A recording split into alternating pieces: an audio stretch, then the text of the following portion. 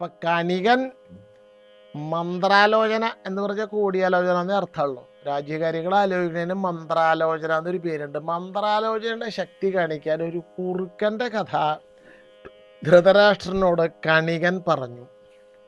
കണികനെ ധൃതരാഷ്ട്രം വിളിച്ചു വരുത്തിക്കണം ഈ പാണ്ഡവന്മാരെ എന്ത് ചെയ്യണം എന്നറിയാൻ. അപ്പം കണികൻ പറഞ്ഞ കുറുക്കൻ്റെ കഥ, ഒരു കാട്ടിലെ ഒരു കുറുക്കൻ, എലി, പുലി, അതുപോലെ കീരി, ചെന്നായ. ഇയാളുടെ 4 സുഹൃത്തുക്കളാണ്. എലി, പുലി, കീരി, ചെന്നായ. ഈ 4 സുഹൃത്തുക്കളും ഒരു കുറുക്കനും കൂടി ഒരു കാട്ടിൽ താമസിച്ചിരുന്നു. കുറുക്കൻ്റെ ഫ്രണ്ട്സാണ് ഇവരൊക്കെ.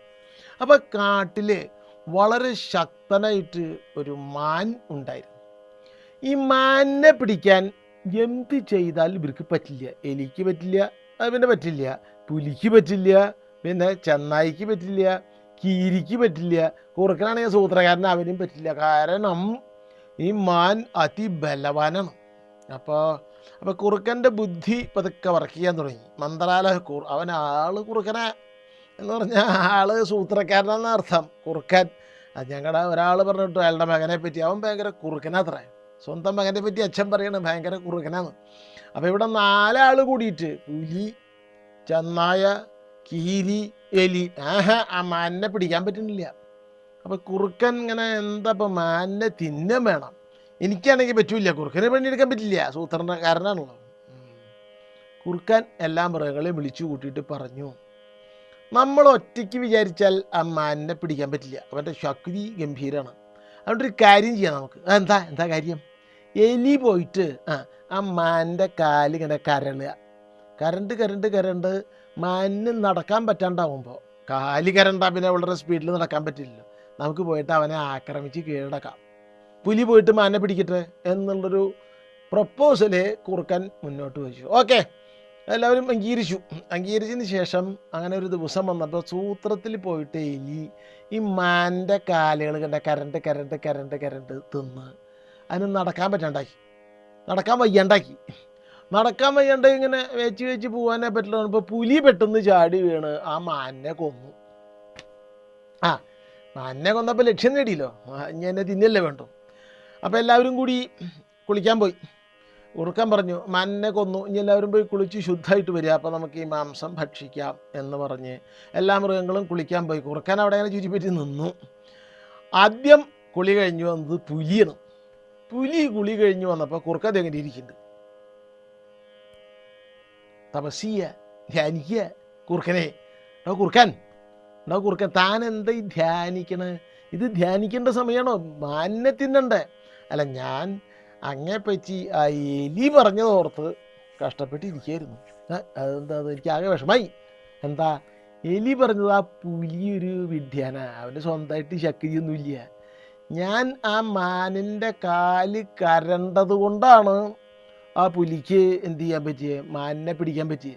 അവന് സ്വന്തമായിട്ട് ഇര പിടിച്ച് തിന്നാനുള്ള ശേഷിയൊന്നുമില്ല. അങ്ങനെയാ? എലി അങ്ങനെ പറഞ്ഞു. എനിക്ക് ഇര പിടിക്കുക എലിയുടെ സഹായമൊന്നും ആവശ്യമില്ല. അതുകൊണ്ട് ഈ എലി കരണ്ട മാനിൻ്റെ മാംസം ഞാൻ തിന്നില്ല, ഞാൻ സ്വന്തമായിട്ട് ഇര പിടിച്ചോളാം എന്നിട്ട് പുലി അവിടുന്ന് കാട്ടിലേക്ക് പോയി. അപ്പോൾ ഒരുത്തനെ കുറുക്കൻ ഒഴിവാക്കി വിട്ടു. ഇനി രണ്ടാമത്തവൻ എലി തന്നെയാ. ഈ കാല് കരണ്ട് തിന്ന എലി തന്നെ രണ്ടാമത് കുളി കഴിഞ്ഞു വന്നു. അപ്പോഴും കുറുക്കൻ എന്താത്? അതെ, താൻ ഒരു കാര്യം മനസ്സിലാക്കിക്കോളൂ. ആ കീരി ഇപ്പം എന്നോടൊരു കാര്യം പറഞ്ഞിട്ട് പോയി. എന്താ പറഞ്ഞേ? ആ പുലി കരണ്ട മാംസം ഉണ്ടല്ലോ, മാൻ, അതിന് വിഷമുണ്ട്, അത് ഞാൻ തിന്നില്ല, എനിക്ക് ആ എലിയെ പിടിച്ച് തിന്നണം എന്ന് പറഞ്ഞിട്ട് കീരി ഇപ്പം അങ്ങോട്ട് പോയിട്ടുണ്ട്. അവൻ വന്നാൽ തൻ്റെ കാര്യം പരങ്ങലാവും. അയ്യോ, അത് കേട്ടോടി എലി പേടിച്ച് എലി അവിടെ നിന്ന് ഓടിപ്പോയി. അപ്പോൾ എലിയും പോയി, പുലിയും പോയി. പിന്നെ ഉള്ളതാരാ? പിന്നെ ഉള്ളത് ചെന്നായിയാണ്, കീരിയാണ്. രണ്ടാളും കൂടി ഉണ്ട്. അപ്പോൾ ചെന്നായി ഉണ്ട് പതുക്കെ കുളി കഴിഞ്ഞു വരണം. ചെന്നായ വന്നപ്പോഴും കുറുക്കൻ, എടോ ചെന്നായെ, എന്താപ്പം ആരിത് തിന്നാത്ത എന്ന് ചോദിച്ചു. ചെന്നായ, ബാക്കിയുള്ളവരൊക്കെ അവിടെ. താൻ ഒരു കാര്യം ശ്രദ്ധിച്ചോളാ, തൻ്റെ പേരിൽ ആ പുലിക്ക് എന്തോ അതൃപ്തി തോന്നിയിട്ടുണ്ട്. അവൻ ഇപ്പോൾ തൽക്കാലം പുറത്തേക്ക് പോയിക്കണം. അവൻ്റെ ഫാമിലിയോടുകൂടി ഇപ്പോൾ വരും. അവിടെ വേറെ പുലികളുണ്ട്. അവൻ വന്നാൽ എന്ത് കാരണം കൊണ്ടാണെന്ന് എനിക്കറിയില്ല, അവന് തൻ്റെ പേരിൽ എന്തോ അതൃപ്തി ഉണ്ട്, അവൻ തൻ്റെ കഥ കഴിക്കും എന്ന് പറഞ്ഞോട് നിർത്തിയില്ല. ആ സമയം കൊണ്ട് ചെന്നായ ജീവന് കൊണ്ടവിടെ ഓടി. പിന്നെ ആരാ ബാക്കിയുള്ളത്? പിന്നെ കീരി മാത്രമേ ഉള്ളൂ. വഴിയുണ്ടാക്കാം, നിങ്ങൾക്കൊക്കെ കുറുക്കാൻ അവിടെ ഇങ്ങനെ ഇരുന്നു. കീരി വരുന്നു. കീരി, മംഗോസ് ഇവിടെ ഒരു തരട്ടെ.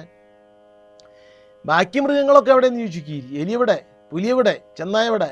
ബാക്കി മൃഗങ്ങളെയൊക്കെ ഞാൻ ഒറ്റയ്ക്ക് ദ്വന്ദ്വയുദ്ധം ചെയ്ത് തോൽപ്പിച്ചു എന്ന് പറഞ്ഞു. ആര്? കുറുക്കാൻ. പുലിയെ ഞാൻ തോൽപ്പിച്ചു, എലിയെ ഞാൻ തോൽപ്പിച്ചു, ചെന്നായെ തോൽപ്പിച്ചു. ഇനി നമ്മൾ രണ്ടാളേ ഉള്ളൂ.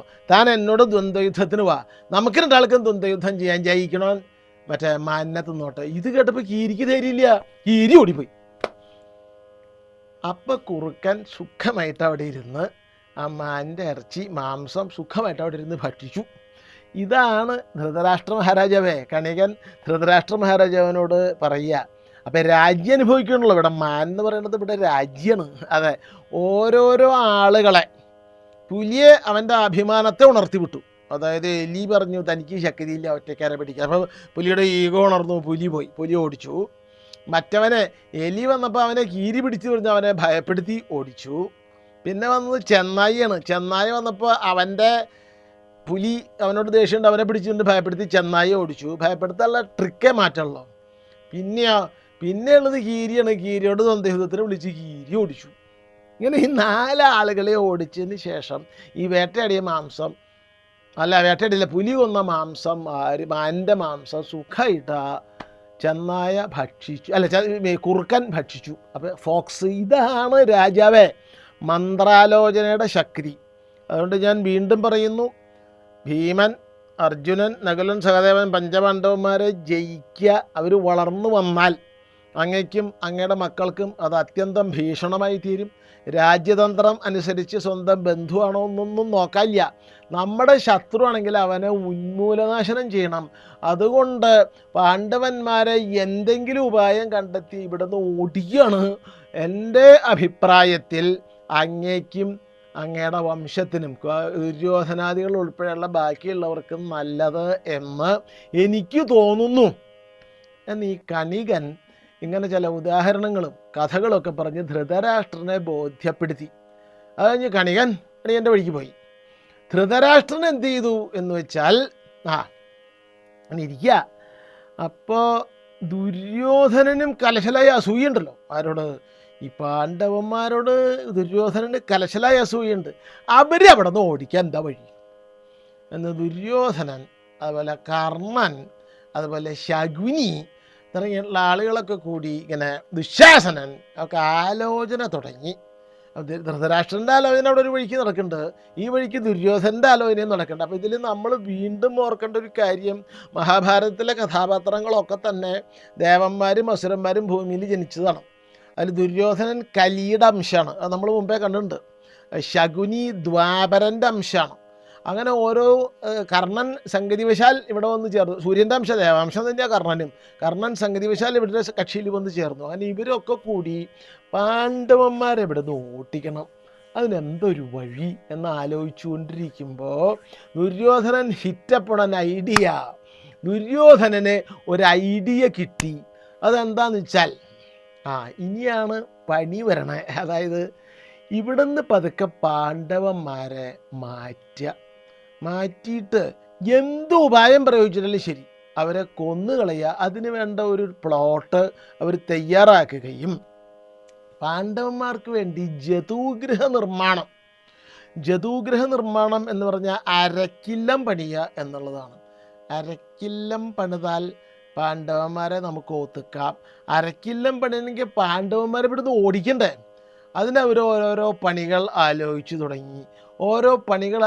തുടങ്ങിയപ്പോൾ അതിന് വേണ്ട സംഭാരങ്ങൾ കൊണ്ടുവരിക. അതിന് ഏറ്റവും വലിയ കുഴപ്പം എന്താണെന്ന് വെച്ചാൽ ഇതിന് ധൃതരാഷ്ട്രൻ്റെ അനുവാദം മേടിക്കണം. ധൃതരാഷ്ട്രൻ്റെ അനുവാദം മേടിക്കാതെ ഇത് ചെയ്യാൻ പറ്റില്ല. അങ്ങനെ വെച്ചാൽ രാജാവ് രാജാവ് ഇപ്പോൾ മറ്റേ ധൃതരാഷ്ട്രമാണ്, ദുര്യോധനനും ധർമ്മപുത്രനും ഇതിന് അനുവാദം മേടിക്കണം.